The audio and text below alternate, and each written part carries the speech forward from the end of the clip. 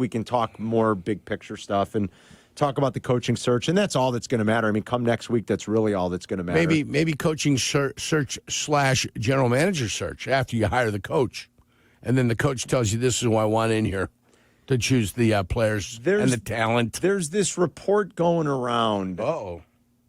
And I read it, I think yesterday. Abdallah and Black were saying the same thing. They'd seen it too. I read it just scrolling through Sports Mockery. They had put a little nugget that a guy who covers the NFL for Walter Football, you like that site. Yeah, I've gone to that site. They do a lot of great draft stuff. Found some information. Really what they're known for is their draft stuff. Yes. And one of their reporters. One of their guys. One of their guys that does draft work and things like that had floated this report that he's heard. He's floated a report.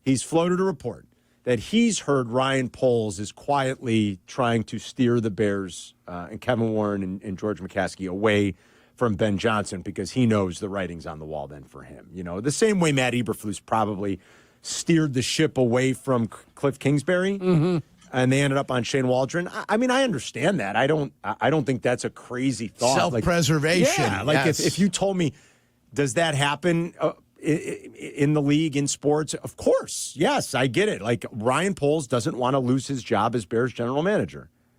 And if they decide on Ben Johnson, one of the caveats might be, or one of the requirements, I guess I shouldn't say caveats, one of the requirements of Ben Johnson accepting the job might be what you just said. He gets to pick his personnel guy. Why would he want to be paired with Ryan Poles? Ryan Poles has drafted 2 punters in his 3 drafts. Ben Johnson might look at it and be like, nah.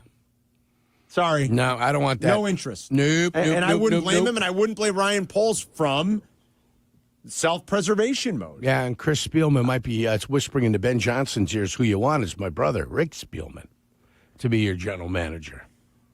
I mean, I think you start looking at the different places he's been, the guys he's worked with, whether it's like one of Holmes's assistants that's somewhere else now. The report from this guy at Walter Football had directly pointed to someone that he worked with in Washington or that is currently in Washington, but someone a personnel guy that he had worked with in the past at one of the stops. I mean, I think maybe it's Spielman, whatever it is. Maybe it's Chris's brother, Rick, who was on with Waddle and Sylvia a couple of weeks ago. Like, whatever it is, like, Ben Johnson is going to be so highly sought after that he could have that kind of power with whichever organization extends him a job offer. He might be able to dictate policy, Carm, as they say. Yeah, very rarely are guys going to be in this type of position to dictate policy, right? First-time head coach? Yeah. Very rarely, I would think, because he's going to be so highly sought after. Do you want to hear, this was a couple days ago, and we weren't here yesterday, but I want to play it for you. This is Tom Pelissero on the NFL Network on New Year's Eve morning, Yerk, so 2 days ago. I got you. About 48 hours ago, talking about Ben Johnson. Just big picture stuff about Ben Johnson, but listen to what he's hearing about Ben Johnson and the Bears. And they kept saying, Peter, on the broadcast last night, he was a hot candidate last year. It really dates back 2 years ago when the Panthers were set to fly him into Charlotte, and he decided the night before he just felt like he had unfinished business in Detroit. He's loyal to Dan Campbell. He wanted to be a part of going to the playoffs, which he had not done before, decided to stay. Last year, he would have had strong interest from the Washington Commanders, but it just got to the point where he didn't feel comfortable with the situation. My understanding is Ben Johnson's in a much better place in terms of thinking about what he wants in a head coaching opportunity. It doesn't have to be the perfect job, but he does want a place where he's got alignment and the opportunity to build something with sustainable success like they have in Detroit. The job that comes up more than any other is within the division. It is with the Chicago Bears. I am told that Ben Johnson is intrigued by that job, and when it comes his time to interview, which the cadence of that is going to depend on whether or not the Lions have the bye, he is going to listen. You got a lot to like in Chicago. With Caleb Williams, the raw talent there. They got a ton of cap space. They got extra draft picks. Big market. They're hoping to break ground on a new stadium in 2025. It's not to say that's the only job that Ben Johnson would consider. But right now, Peter, if you're asking me where does Ben Johnson end up if he takes a job, right now I would say your best bet is Chicago. A few things stand out there. That's Tom Pelissero, NFL insider for the network, all right? At the very end, he says, if he were a betting man, the way I read that is, if I'm a betting man, and if Ben Johnson takes a job, it's going to be Chicago. He said Chicago is definitely intrigued, and he's intrigued by the Bears. I'm intrigued. He said that he wants alignment. That gets into the interesting part of Ryan Poles' future here in Chicago. And then there's one thing he said that's way off. You guys, Chris knows what it is. Chris knows exactly. He's nodding his head. That the Bears plan to break ground on a new stadium in 2025. Yeah, that's ridiculous.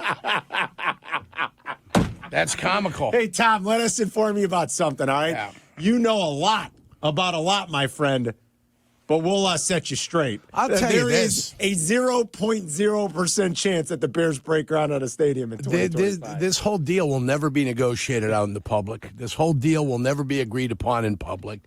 It will all be behind the scenes when the deal is done. Yeah. The votes will be there. Everything will be there. This thing happens when it's done, and when it hits you, you'll get a leak, and 2 days later, it'll be finished.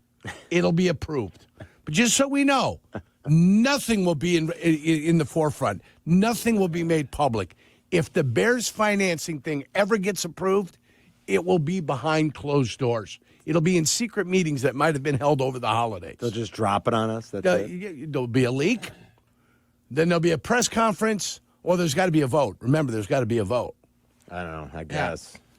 I mean, I would. That's how it goes. But it might be approved already. There would be a leak. Hilarious. Then they're going to put it up in front of here. This is what it looks like. But it would already be agreed upon. They're never going to make something public that's not agreed upon already. It's the way it works here in the state. That was an interesting report, though, again, because there's a lot, I think, packed into that he is going to be very selective, that he's been a hot candidate and has removed himself from a couple of different spots in the NFC, Carolina 2 years ago, Washington a year ago. Is he going to do the same thing again? Can he be sold on the Bears? Does he want to stay in this division? That gets brought up a lot. I don't think that's as much a part of it. I think these coaches are – I think you don't get to Ben Johnson's place in his chosen profession without being pretty supremely confident in your ability, having a certain level of hubris, where I don't think he would be so turned off. I could fix anything. Yeah, I think these guys kind of get there. I really do. I think I don't think he would be turned off by the fact that the division's He would tough. take common sense and throw it in the garbage and not care. That's what I think. Maybe I'm wrong. I don't know. No, but I think, agree with you. I understand what you're saying. Yeah, so Yeah. I don't think that's as much of a hurdle to clear. If the Bears present him with everything he wants to hear, the right amount of money, right, Yerk? Yeah, right amount of money. Alignment with a personnel guy. The right amount of power. The right amount of exactly. If all of that is presented to him with the young quarterback that I think he genuinely likes, and most people do, and he thinks he can help get better and win with in a lot of cap space, I think he would take it. Point number 3, let Kevin Warren go build whatever he wants to build. That's what I would say. Let him go build and let him concentrate on that. I'll concentrate on the football team with the GM. He can go become legal counsel of whatever he wants to counsel. That's what I would say. And go build what you need to build and go make a deal where you need to make a deal. But whatever you do, stay out of my meeting rooms. I agree with you. What's more likely? Ben Johnson says, man, this division's just too hard. I'm not going to take the Bears job. Or, wait, I have to, me and my personnel guy have to report to Kevin Warren for no, what? We don't think so. I'm not going to take the job. That's more likely. Right. He comes in swinging his big stick. Yeah. And he's going to let people know That's what I think. What needs to happen, what doesn't need to happen. Yeah. He's the most sought-after candidate in quite some time. Yeah. He'd say, umpire, soccer referee, get over here. This is the way it's going to be. I'll meet with you. Soccer referee. Yeah, you know who I'm talking about. George McCaskey. At first I didn't. I'm like, Hey, soccer umpire, referee. soccer referee. Get down out of your ivory tower, and let me tell you how this is going to go. So once he dictates policy to George Yeah. and lets him know what he needs to do, you can go to your cotillions. You can go to wherever you want to go. Have yourself a little party. But you leave the football stuff to the football people. That's it. So where does the Bears coaching search begin and ultimately end? That's what we're going to be talking about for probably the next couple of weeks. And another thing that Pelissero brought up, Sunday's outcome is sort of interesting for the Bears because if the Lions can win at home against the Vikings and get the bye, they probably interview him next week, right? Yes. If not, yes, it's all delayed. Your whole process might be delayed. You might start interviewing other people. I think you'd have to. obviously. So Sunday's Well, listen, Kansas final City's- game is interesting. Kansas City's got to buy, right? Kansas City's the only You've team got with the bye so far. no interest in anything on the Kansas City staff, right? No. Zero. No. You've pulled the apples from that tree. Yeah. That tree is barren. Andy Reid is not available. You can't uproot the tree. And if the tree can't come to Chicago, I don't want nothing that tree is providing right now. You have felt the wrath of Kansas City rejects. Have you not? Yeah. I think Okay. so. So we can say that nobody from Kansas City is coming in for an interview, right? We can wouldn't think. mark that off the list. Check. Do you know? Check. I can't remember back this far, Yerk, but you said Andy Reid. Do you remember when the Bears fired Lovey and hired Mark Trestman? Like, Andy Reid changed jobs that offseason. Yeah. Oh, I remember. It's like the Bears never even thought of Kevin O'Connell a couple years ago. They never even thought of Sean Payton, who has gone to Denver and become somewhat of a miracle worker, even though they've lost their last 4 to go to 9-7. I wonder about that. I think Sean Payton made it very clear That he was not interested. don't bother. Yeah. Yeah. He'd been around the NFL long enough exactly. I think he made it very to clear. know exactly what the And look, Chicago Bears are all about. Honestly, Andy Reid could have done the same thing back Yeah. in 2011. Oh, I don't remember, or was it 2011 or 2013, whatever it was. The Bears had made a coaching change. And, I wonder, did they ever think about the possibility of Andy, or they're too blind? They don't know what they're doing. They never thought about Kevin O'Connell. They hired Matt Eberflus instead. They never even interviewed him. They never thought about him because Bill Polian never led them to him.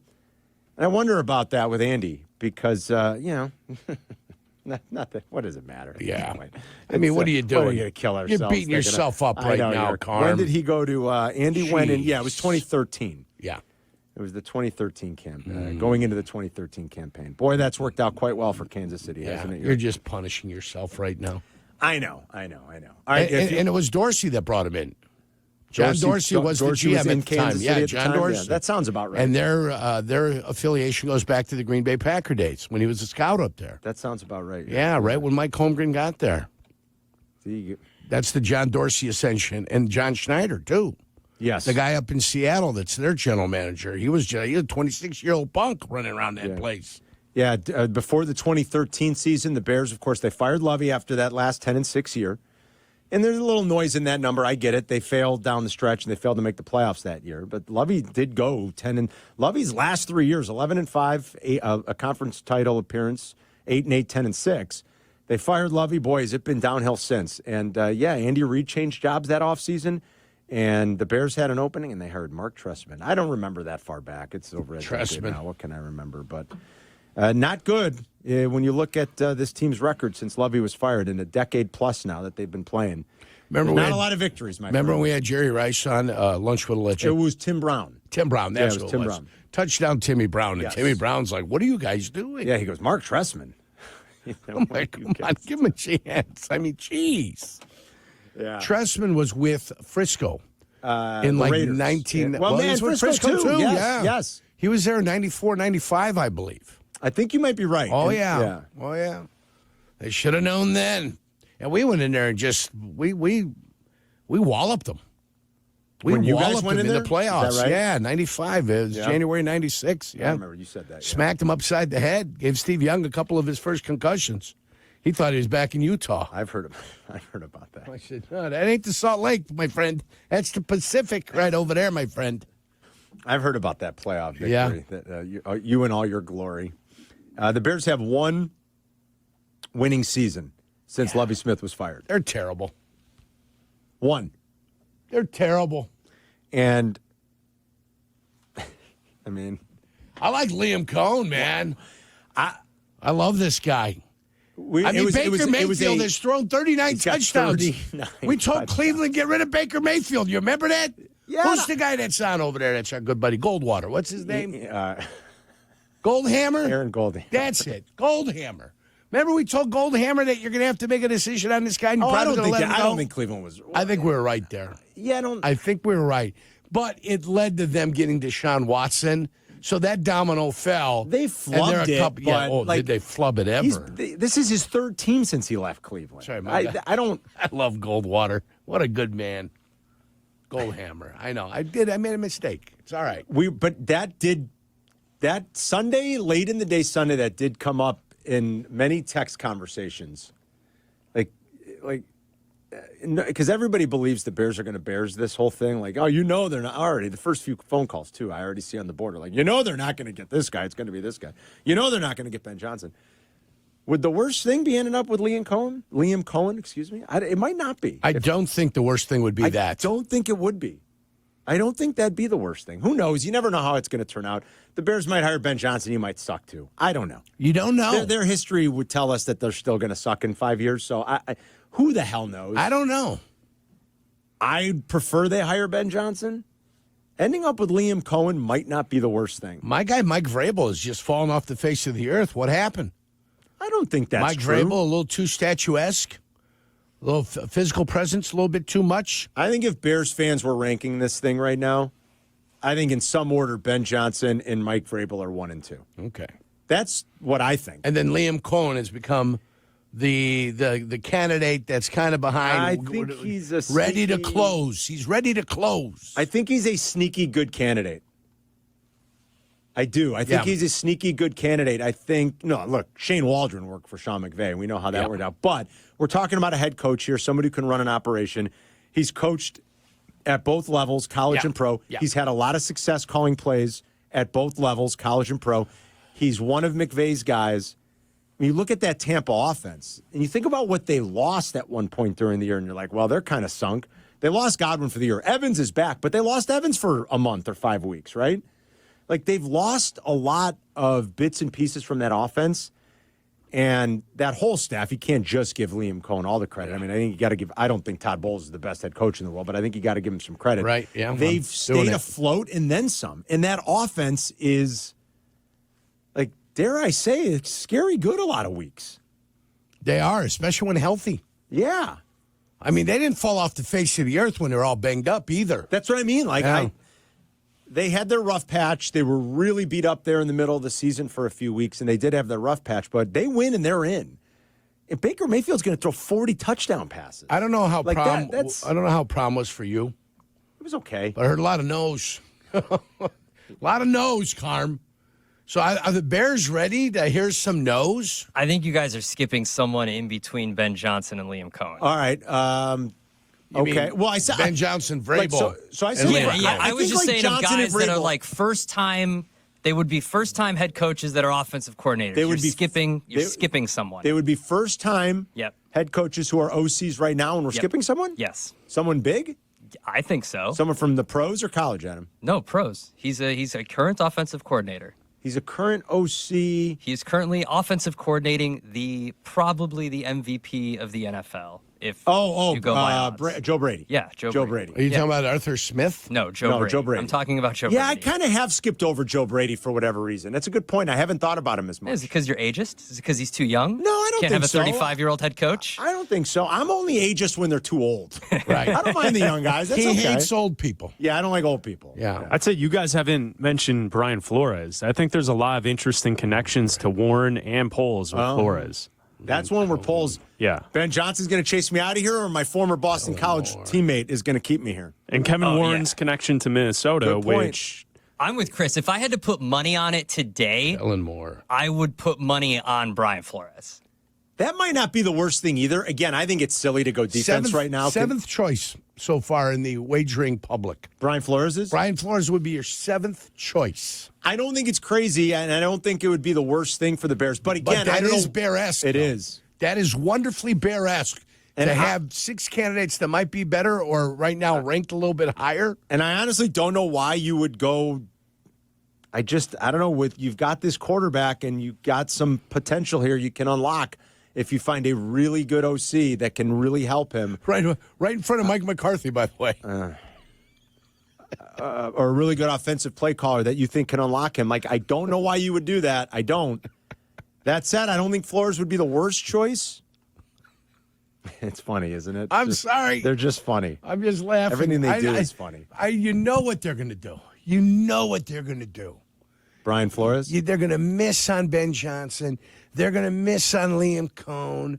Vrabel's going to come in there, and George's going to be hiding in the closet because he's intimidated by him. Yeah. He's flashing back to his days cowering from Ditka.